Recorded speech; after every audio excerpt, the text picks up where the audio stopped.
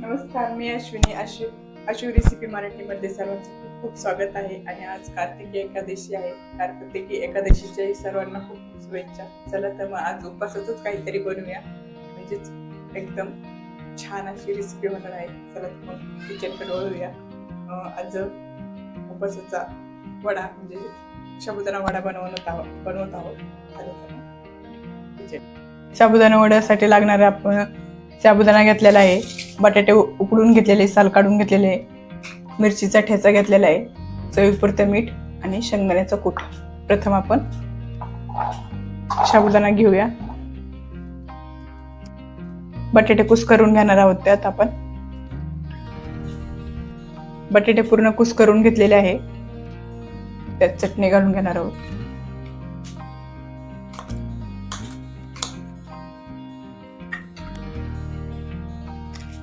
चवीपुरतं मीठ.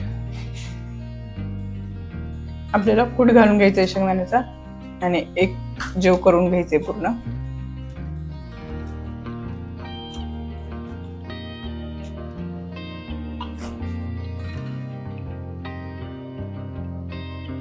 या पद्धतीने आपला गोळा तयार आहे.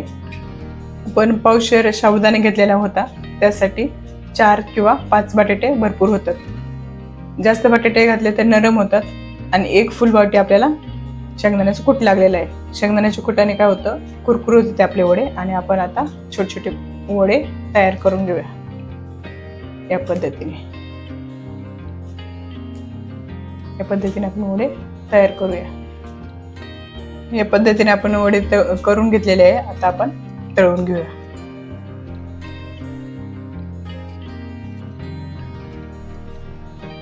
छान असं तेल गरम झालेलं आहे. आता आपण एक एक वडे सोडून घेऊया.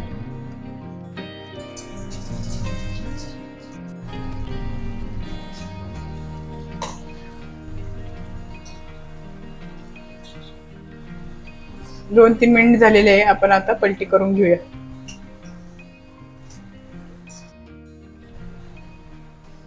बघत असेल मस्त झालेले आहे. आपण मीडियम गॅसवर तळलेले आहे. पहिल्यांदा खूप असं तेल तापून घ्यायचं छान, नंतर मीडियम मध्ये करायचे आहे. खूप असे कुरकुरीत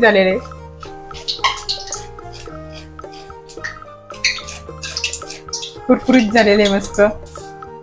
पुन्हा 2 मिनिट गॅस बंद फास्ट करून कमी करायचा आणि वडे सोडून घेऊया. चला तर आपले फायनली सर्व वडे तळून झालेले आहे. बघा तर मग मस्त आपली डिश रेडी आहे. सुटलं का नाही तोंडाला पाणी? तर तोंडाला पाणी सुटलं असेल तर नक्की घरी ट्राय करा. आणि व्हिडिओ आवडल्यास लाईक करा, शेअर करा, चॅनलला सबस्क्राईब करा. सर्वात महत्त्वाचे म्हणजे स्वस्त राहा, मस्त राहा आणि मेन म्हणजे आपले व्हिडिओ बघत राहा. बाय.